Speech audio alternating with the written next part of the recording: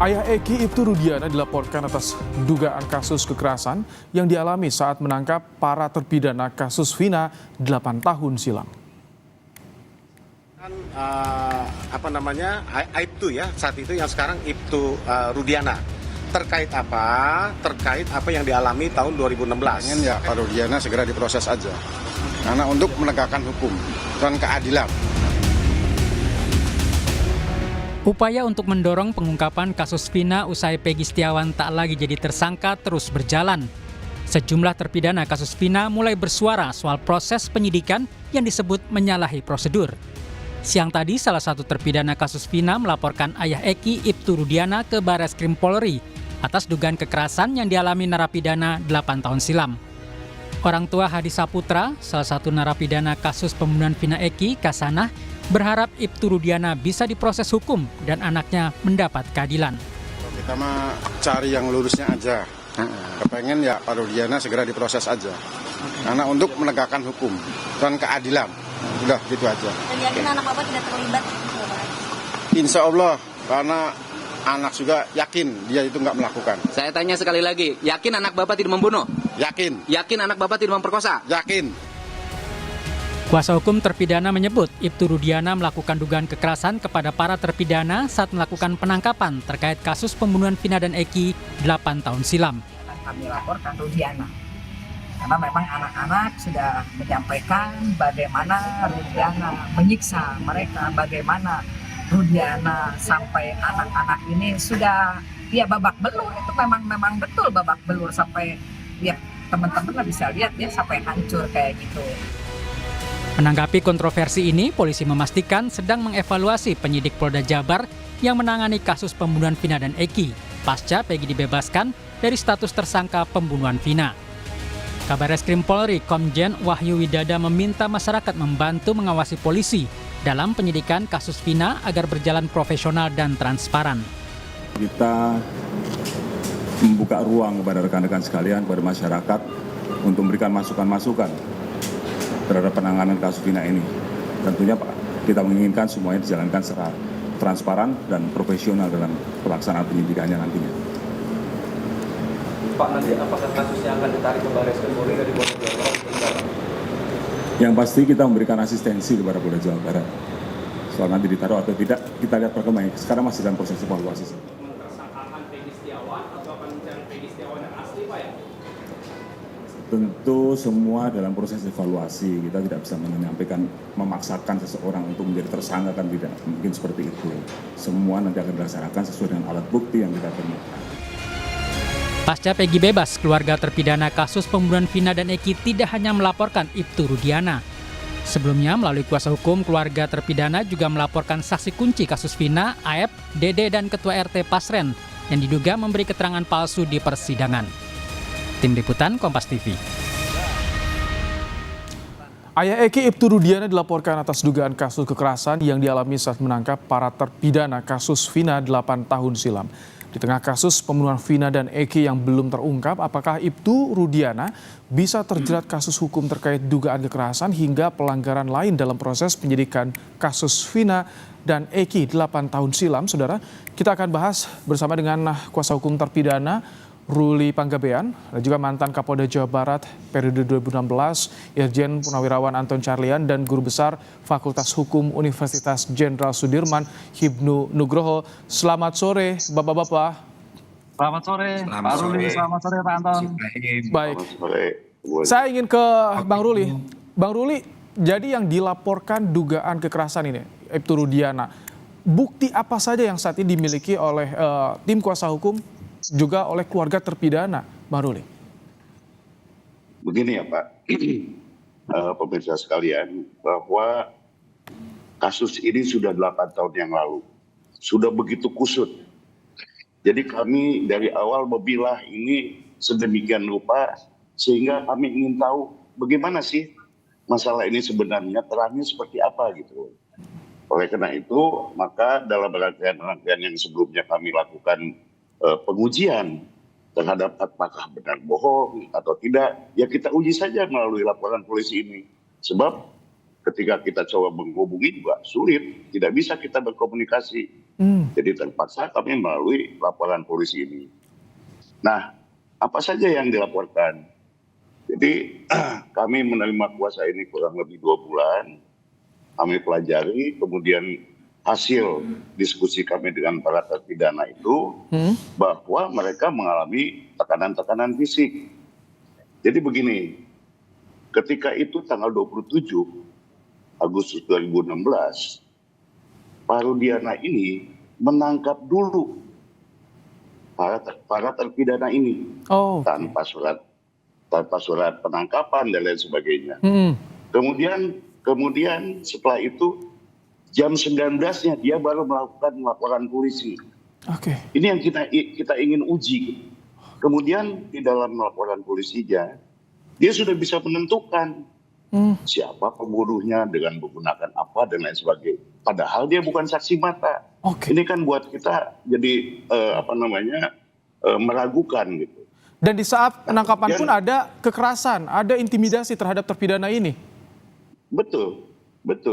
Nah sekarang masalahnya Pak, apabila BAP atau pengakuan itu didapat dengan cara seperti itu, apakah itu sah? Itu pertanyaan kami.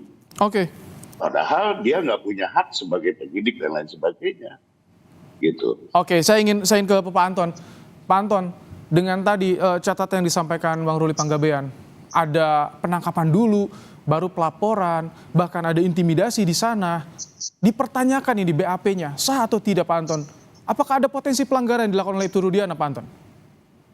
Masalah adanya potensi pelanggaran, kan itu ranahnya Propam.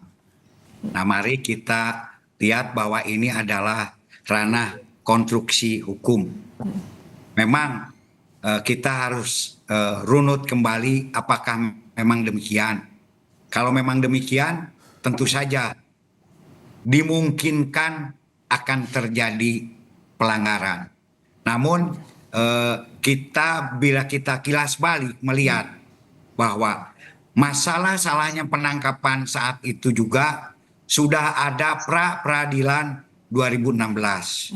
Dan di dalam pra-peradilan itu bahwa penangkapannya sah dan penahanannya sah.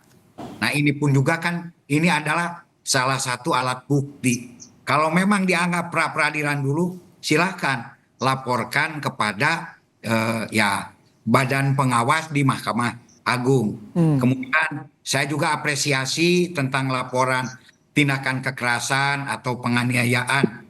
Namun dalam hal ini adalah hak dari semua orang. Mohon, nah tadi juga disertakan alat-alat buktinya. Karena ini pun juga sudah 8 tahun. Tetap kita pun juga berdasarkan hukum kan ada kadaluarsa. Apakah ini tindak pidana yang berat atau tindak pidana ringan? Kalau tindak pidana ringan sudah 8 tahun bagaimana? Kalau misalkan ancaman, sekarang pasal 335 juga kan sudah dicabut. Jadi tolong bukti-buktinya juga harus diperhitungkan. Dan kemudian kalau sumpah palsu ini berarti memberi keterangan yang tidak benar dan outputnya itu berarti yang 8 tersangka itu bukan pelakunya. Nah sementara saat ini masih statusnya adalah terpidana berdasarkan 3 dari criminal justice system di 3 tingkatan sampai Mahkamah Agung. Jadi ini pun juga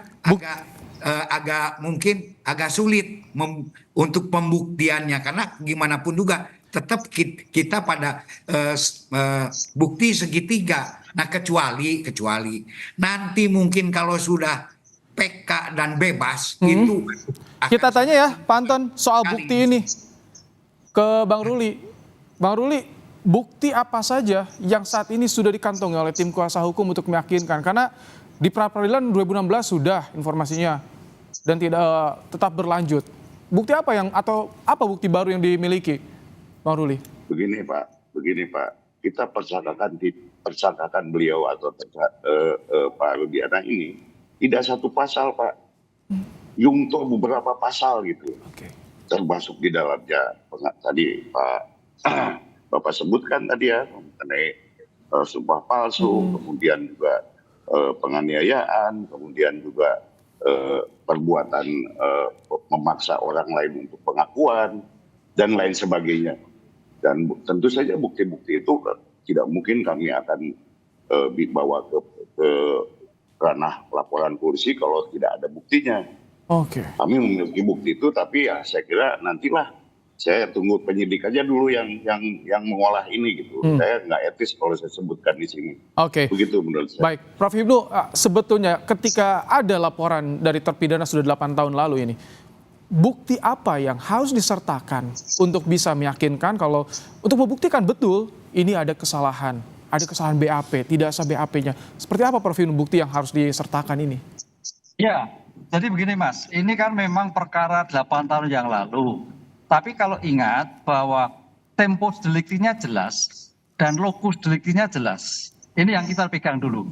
Oleh karena itu ada 2 momen yang bagus. Pertama, momen evaluasi dari Propam. Evaluasi dari Propam ini paling tidak nanti bisa terlihat, saya sepakat Pak Anton tadi, apakah ini pelanggaran ataukah kejahatan.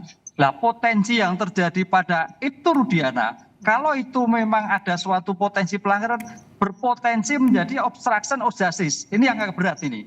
Karena apa? Kasusnya itu kan sejak awal kan buktinya tanda petik ada pemaksaan. Ada suatu kehilangan dalam HP, dalam CCTV dan sebagainya. Potensi itu pasti ada.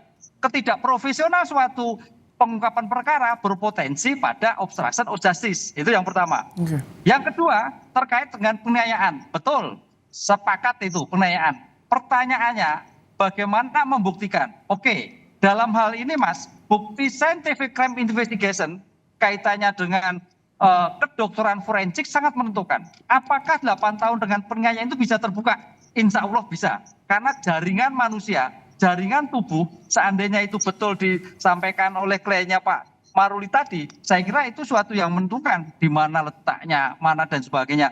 Tapi memang cukup lama, karena itu sudah 8 tahun. Nah, 2 hal itu, momen terkait dengan evaluasi Barreskrim itu menentukan potensi obstruction of justice, menghilangkan atau mengaburkan atau merekayasa sehingga sampai pada sekarang ini. Dan kedua adalah penilaian yang real berdasarkan pengakuan para terdakwa yang sekarang ini sudah ditahan. Itu saya kira momen evaluasi untuk terjeratnya pada Ibtu Rudiana. Oke, Bang Ruli, sebetulnya yang jadi tujuan dari terpidana ini, apakah ingin memproses hukum Ibtu Rudiana, atau tak hanya itu, ada juga soal adanya eksaminasi di peradilan sebelumnya?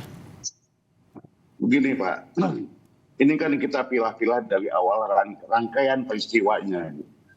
Sehingga kalau misalnya ini, saya tidak berani, misalnya salah satu dari 3 yang kita persangkakan ini terbukti, maka cerita dakwaan itu menjadi kabur.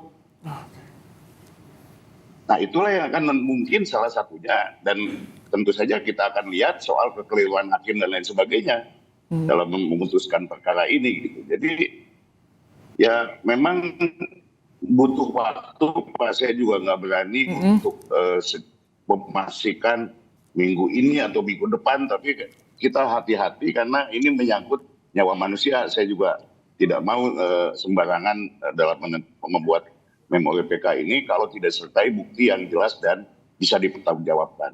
Jadi itu adalah rangkaian dalam saya membuat atau mengumpulkan bukti. Pak Anton, dari terpidana yang mencari keadilan, ada harapan juga jika 3 laporan ini salah satunya jadi tersangka, artinya harus ada eksaminasi, dakwaannya itu yang menjadi kabur. Bagaimana Anda sebagai mantan Kapolda Jawa Barat melihat ini? Ya saya kira karena ini sudah menjadi satu peristiwa criminal justice system, jadi bukan hanya polisi saja ya, karena sudah di tingkat Mahkamah Agung, ada jaksa, ada hakim. Kalau memang ini dianggap kekeliruan ya perlu ada eksaminasi. Bahkan bukan eksaminasi biasa, tapi ini eksaminasi khusus karena sudah menjadi perhatian publik. Apa betul dulu tuntutannya? Apa betul keputusan daripada hakim dari mulai tingkat pertama sampai tingkat terakhir. Nah ini pun juga apabila memang misalkan ada kekeliruan di salah satu tingkat saja akan menjadi salah satu bahan juga untuk nanti PK Bung Ruli gitu kan. Oh, ini adalah salah satu. Nah, justru ini ya harus simultan, semuanya harus bekerja sama gitu kan. Sehingga di sini pun juga ketika bergerak pun juga ada bahan-bahan dasar yang memang bisa dijadikan satu alat bukti, karena salah satu kekeliruan di dalam keputusan atau kekeliruan perilaku dari aparat penegak hukum ini pun juga bisa dijadikan salah satu dasar untuk mungkin untuk PK atau alat bukti yang menguatkan. Jadi eksaminasi ini saya kira cukup penting, dan kalau di tingkat penyidikan ya audit penyidikan. Tadi juga betul kalau memang ini apakah ini pelanggaran, apakah ini kejahatan. Nah, ketika laporan kan tentu saja diadakan penyelidikan dulu, penyelidikan oleh tim serse ini. Nah, ini apakah sudah masuk ranah pidana atau tidak, walaupun pasalnya tadi berlapis, ada penganiayaan, ada tindakan kekerasan, ada sumpah palsu. Mari kita runut pasal per pasal. Nah, justru di sini ya saya sebagai mantan penyidik, kalau mau membuka kasus yang sudah lama itu salah satu kesulitannya adalah alat bukti. Makanya di sini tolong dipersiapkan betul alat bukti yang betul-betul bisa meyakinkan para penyidik. Nah, visumnya saat itu bagaimana gitu kan. Tapi Pak Anton, kalau misalkan tadi yang disampaikan oleh Pak Anton, tadi yang disampaikan oleh Bang Ruli, ketika Anda mantan penyidik, ketika betul ditemukan bahwa ada penangkapan dulu baru pelaporan, itu betul ada dugaan pelanggaran kalau seperti itu terjadinya? Masalah itu penangkapan ini ketika di dalam KUHAP ya, bukan dari Skep Kapolri. Apabila diyakini ada dua alat bukti yang sah, siapapun juga, jangankan penyidik, masyarakat saja. Nah, kemudian dikuatkan oleh penyidik bahwa memang ada alat bukti yang sah dan dia pelakunya, ya yang mengujinya kan saat itu harus pra-peradilan. Ternyata saat itu diuji ke pra-peradilan, pra-peradilannya tidak dikabulkan. Tapi kalau saat itu dilaporkan ke Propam bahwa adanya penyalahgunaan kekuasaan dan lain-lain, ya mungkin lain lagi. Apakah saat itu pun juga dilaporkan tidak ke Propam, dan bagaimana hasilnya yang obstruction of justice. Itu makanya di sini salah satu alat ukur kan kita apapun juga, karena ini adalah ranah penegakan hukum, ukuran-ukurannya juga ya ranah-ranah penegakan hukum yang sudah ada gitu kan. Baik, kami tangkap. Prof Hipnu, dengan adanya laporan ini, jika misalkan arahnya ingin berharap membatalkan status hukum dalam terpidana ini, apakah akan terpisah eksaminasi ini karena menunggu PK, atau bisa beriringan, Prof Hipnu? Ya, sebagai bentuk pertanggungjawaban itu orang kan begitu kan. Oleh karena itu dalam hal PK ya orang per orang, bagaimana keterlibatan orang tersebut, dari 7 itu sepersebut. Tapi nantinya sebetulnya kalau itu merupakan rangkaian penyertaan, kalau memang sama sekali tidak ada kaitannya suatu perbuatan, ya bebas semua. Makanya kita tunggu dulu PK dari Tata ini yang akibatnya berakibat pada semuanya. Tapi pertanyaannya gini Mas, apakah iya seperti itu? Ya, setidak akuratnya penyidikan ya memang ada lah. Tapi apakah seakurat itu dari 7 tersebut? Ini yang saya kira kita harus objektif, maka dari 7 itu pasti ada yang bebas. Tapi pasti ada juga kena. Karena bicara bukti ketika itu kan bisa komprehensif. 2016 kan bukan lama banget. Tapi masih ya tanda petik cukup lah. Cuman yang saya pahami tadi Mas, betul. Bahwa berpijak pada evaluasi ini saya kira Mabes Polri harus objektif. Apakah ini kejahatan yang terkait obstruction of justice? Karena sejak awal kita berpikir bahwa ada suatu rekayasa, ada kecelakaan menjadikan pembunuhan, ada orang yang melakukan yang penyidiknya bukan penyidik tindak pidana umum, tapi narkotika. Apakah itu? Apakah ada yang lain? Ini yang saya kira ada dua dimensi itu dan dimensi PK-nya begitu. Baik, laporan sudah masuk ke Barreskrim dan itu yang akan diuji, yang akan dibuktikan ada kesalahan atau tidak. SOP-nya dalam penyidikan kasus Vina 8 tahun silam. Kita akan tunggu nanti bagaimana kelanjutannya di Barreskrim Polri. Terima kasih Prof Hipnu, Pak Anton, Bang Ruli telah bergabung di program Kompas Petang sore hari ini.